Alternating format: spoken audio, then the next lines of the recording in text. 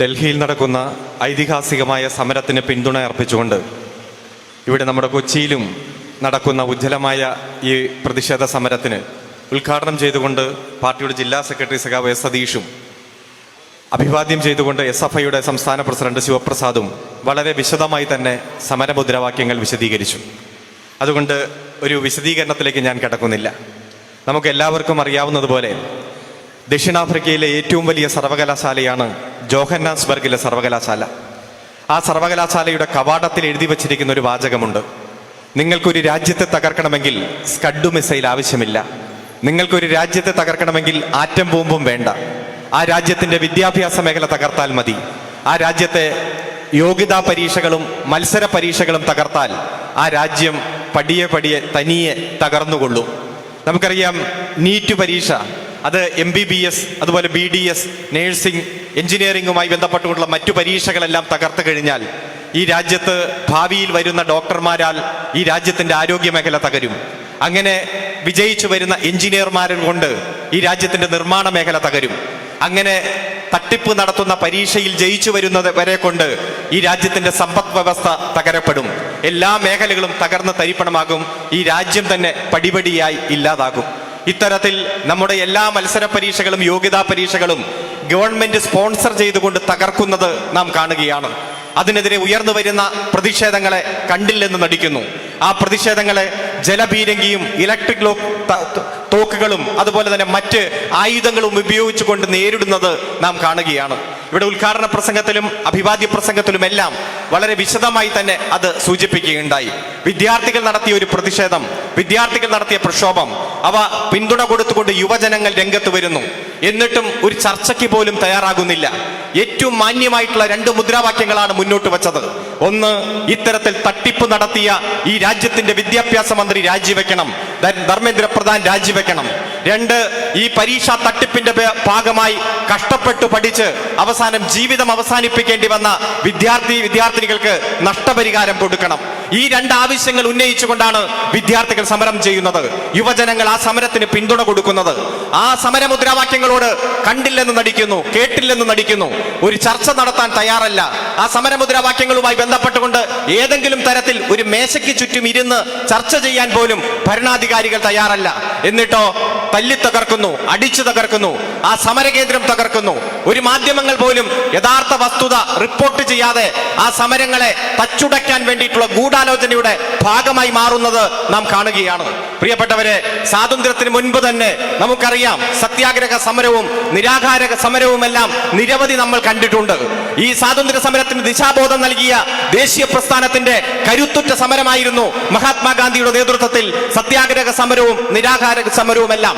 സ്വാതന്ത്ര്യത്തിന് ശേഷവും നമ്മൾ ആ സമരം കണ്ടിട്ടുണ്ട്.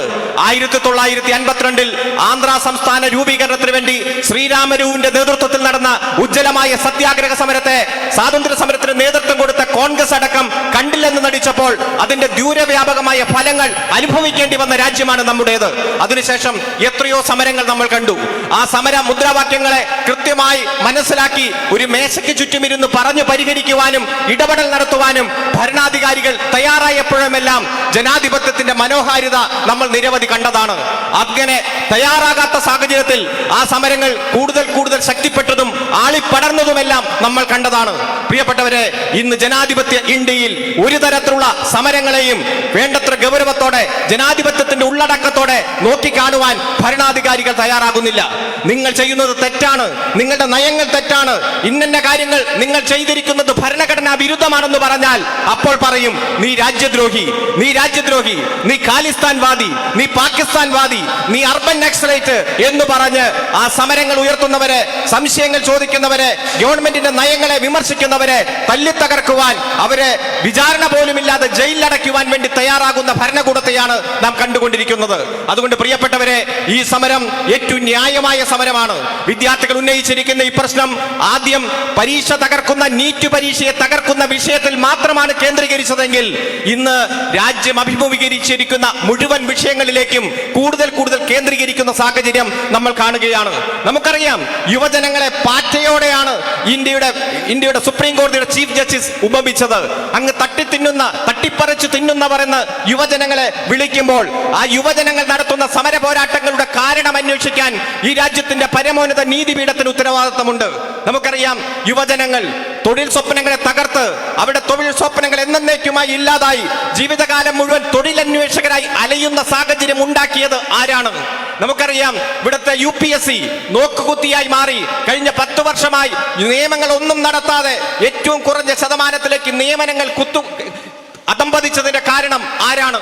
പൊതുമേഖലാ സ്ഥാപനങ്ങൾ ഓരോന്നായി വിറ്റഴിച്ച് അവസാനത്തെ 5 വർഷം 195,000 കോടി രൂപയുടെ പൊതുമേഖലാ സ്ഥാപനങ്ങൾ വിറ്റഴിച്ച് യുവജനങ്ങളുടെ തൊഴിൽ സ്വപ്നങ്ങളെ തകർത്തതിന് പിന്നിൽ ആരാണ്?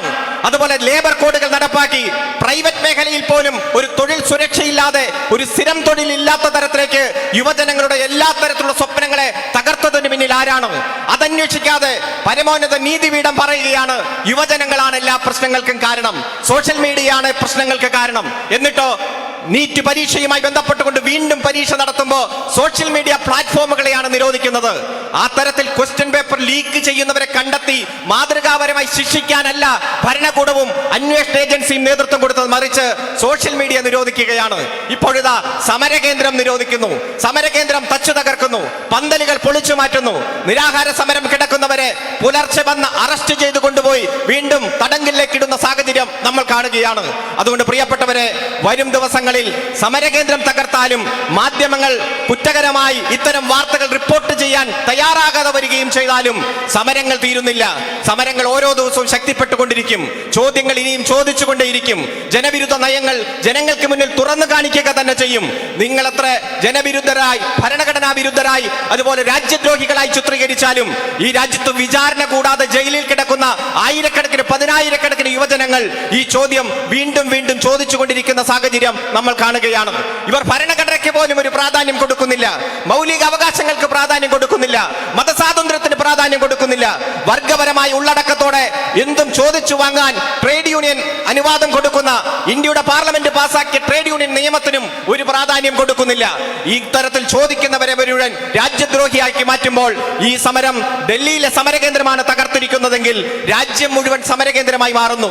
മാധ്യമങ്ങൾ കുറ്റകരമായി ഇതിന്റെ യഥാർത്ഥ വസ്തുത റിപ്പോർട്ട് ചെയ്യാൻ മടിക്കുമ്പോൾ നമ്മളെല്ലാവരും മാധ്യമ പ്രവർത്തകരായി മാറുന്നു. നിരന്തരം ചോദ്യങ്ങൾ ചോദിക്കുന്നു, അഴിമതികൾ കൃത്യമായി ജനങ്ങൾക്ക് മുന്നിൽ വിശദീകരിക്കുന്നു, ജനവിരുദ്ധ നയങ്ങൾ കൃത്യമായി പൊളിച്ചടുക്കി നമ്മൾ മുന്നോട്ട് പോകുന്നു. ഗവൺമെന്റ് ചെയ്യുന്ന ജനവിരുദ്ധ നയങ്ങൾക്കൊപ്പം തന്നെ നീതിപൂർവം ഇടപെടേണ്ട, കൃത്യമായി ജസ്റ്റിസ് ഉറപ്പുവരുത്തേണ്ട നീതിപീഠങ്ങൾ വരെ കുറ്റകരമായ മൗനം തുടരുമ്പോൾ, കൃത്യമായി നീതിബോധത്തോടെ ഇടപെടാതെ വരുമ്പോൾ, അതും ജനങ്ങൾക്ക് മുന്നിൽ തുറന്നു കാണിച്ചുകൊണ്ട് ഈ പോരാട്ടം വരും നാളുകളിൽ അതിശക്തമായിട്ടുള്ള പോരാട്ടമായി വളരുവാൻ എല്ലാ വിഭാഗം ആളുകളുടെയും പിന്തുണ ഉണ്ടാകണമെന്ന് മാത്രം അഭ്യർത്ഥിച്ചുകൊണ്ട് ഡൽഹിയിൽ നടക്കുന്ന ഐതിഹാസികമായ സമരത്തിന് പിന്തുണ പ്രഖ്യാപിച്ചുകൊണ്ട് ഇവിടെ നടക്കുന്ന ഈ ഉജ്ജ്വലമായിട്ടുള്ള പ്രതിഷേധത്തിന് ഐക്യദാർഢ്യം പ്രഖ്യാപിച്ചുകൊണ്ട് മുഴുവൻ സഖാക്കളെയും അഭിവാദ്യം ചെയ്തുകൊണ്ട് ഞാൻ എന്റെ വാക്കുകൾ അവസാനിപ്പിക്കുന്നു. അഭിവാദ്യങ്ങൾ.